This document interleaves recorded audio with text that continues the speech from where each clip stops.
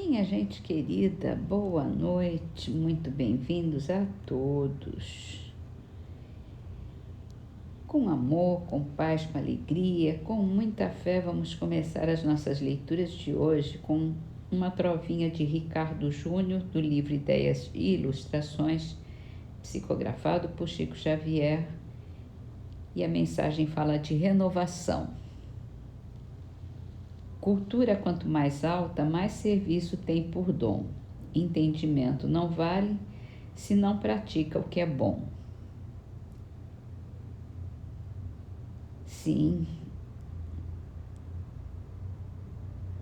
a gente precisa aprender de tudo nessa vida, nessa nossa vida espiritual. A gente vai desenvolver todos os nossos conhecimentos em todas as áreas. Cada encarnação a gente vem para desenvolver um pedacinho desse conhecimento profundo de tudo que existe. Mas o que mais vale é o entendimento.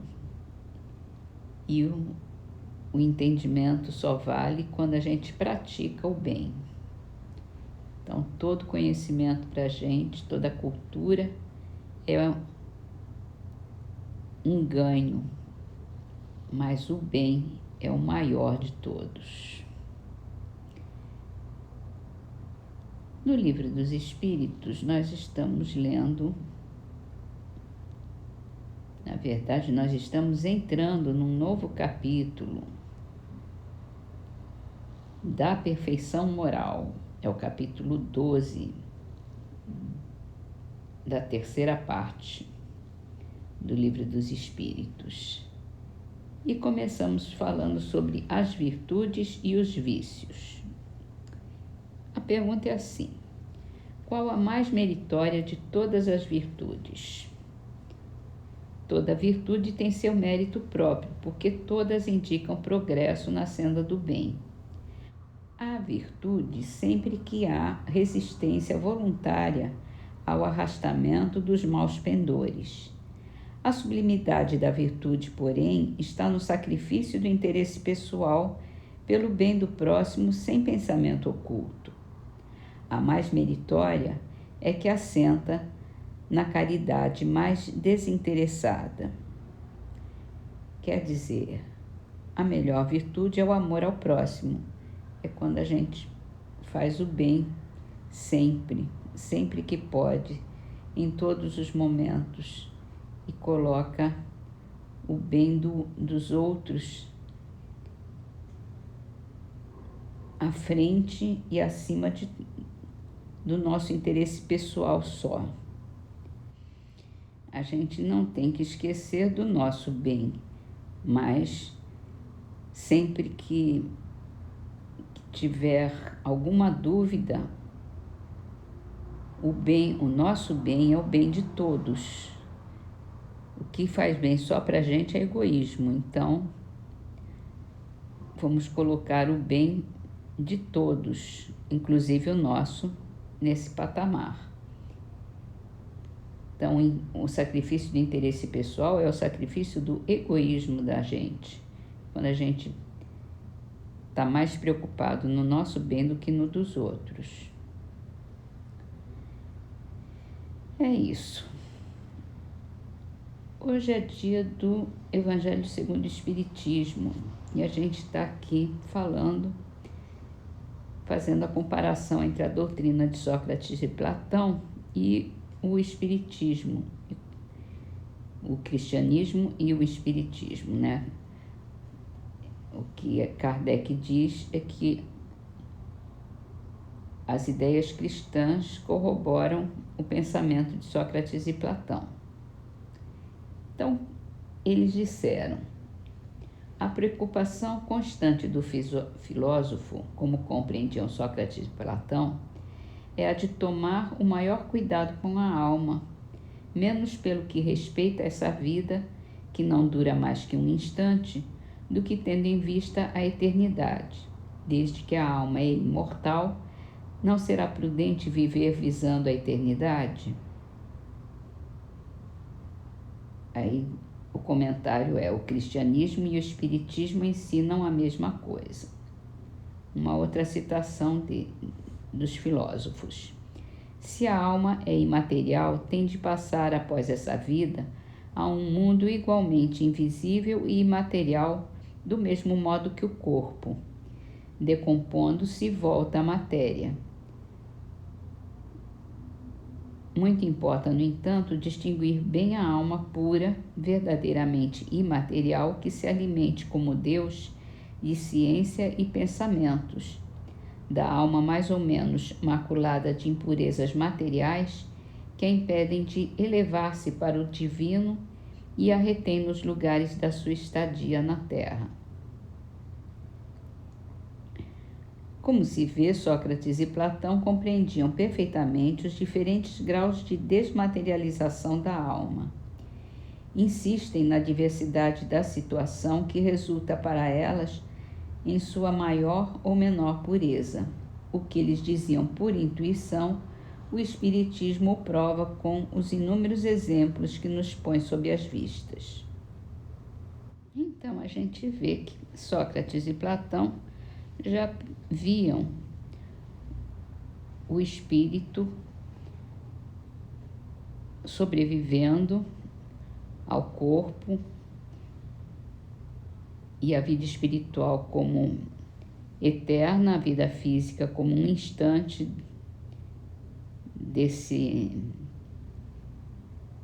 da vida espiritual e do grau de pureza que a alma apresenta, que pode ser e vai ser aperfeiçoado. E ele fala exatamente que se impede de se elevar para o divino e retém nos lugares da sua estada na terra. Quer dizer, já vem de muitos e muitos séculos a ideia da sobrevivência do espírito, né? Vamos terminar as nossas leituras, então, com a frase do Espírito da Verdade, assinada por André Luiz, psicografada por Chico Xavier. São os avisos da criação. Para revelar-se, o bem não exige trombeta. Conquanto invisível, a onda de perfume muitas vezes nutre e refaz. A nossa prece hoje começa com uma mensagem que está no livro Boa Nova. É um livro que fala sobre a vida de Jesus, sobre várias passagens de Jesus. Foi escrito por Humberto de Campos e psicografado por Chico Xavier. Capítulo 10, que fala sobre o perdão. Jesus diz: Pedro, o perdão não exclui a necessidade da vigilância, como o amor não prescinde da verdade. A paz é um patrimônio que cada coração está obrigado a defender para bem trabalhar no serviço divino que lhe foi confiado. Se o nosso irmão se arrepende e procura o nosso auxílio fraterno, amparemo-lo com as energias que possamos despender. Mas em nenhuma circunstância cogite de saber se o seu irmão está arrependido. Esqueça o mal e trabalhe pelo bem. Quando ensinei que cada homem deve se conciliar depressa com o adversário, busquei salientar que ninguém pode ir a Deus com sentimento de ódio no coração. Não poderemos saber se o nosso adversário está disposto à conciliação, mas podemos garantir que nada se fará sem a nossa boa vontade e pleno esquecimento dos males recebidos. Se o irmão infeliz se arrepender, estejamos sempre dispostos a ampará-lo. E a todo momento precisamos e devemos esquecer o mal. Então Simão Pedro fez sua célebre pergunta: Senhor, quantas vezes pecará meu irmão contra mim, que lhe hei de perdoar? Será até 7 vezes? E calmamente Jesus lhe respondeu: não te digo que até 7 vezes, mas até 70 vezes 7 vezes.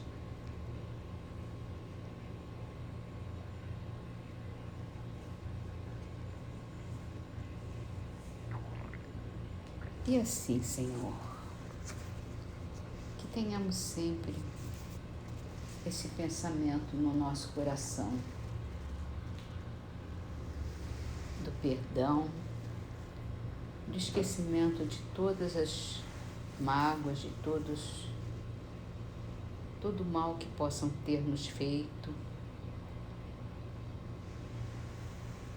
com toda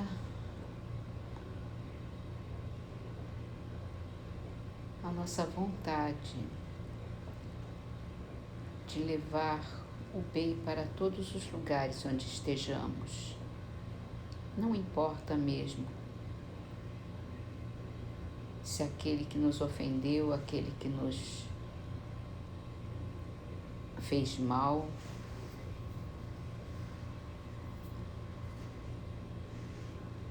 esteja ainda no mesmo pensamento. Importa o nosso pensamento. O nosso pensamento cabe a nós, é nossa responsabilidade. O pensamento do outro é responsabilidade dele. A gente não tem que esperar ele nos pedir perdão. A gente tem que perdoar, porque a gente também fez mal para muita gente e muitas vezes ofendemos, denegrimos. A gente não se lembra porque é sempre assim, né? A gente se lembra de quem nos ofendeu, mas não lembra de quando nós ofendemos. Então, nós temos que nos perdoar, temos que perdoar o nosso irmão e temos que levar esse perdão como um resgate para os nossos irmãos. Nós ofendemos, nós fizemos mal, nós provocamos dívidas com os nossos irmãos, que tenhamos capacidade, responsabilidade, respeito, amor para superar, para pedir perdão, para fazer o bem e resgatar todo o mal que fizemos. Amar o próximo como a nós mesmos.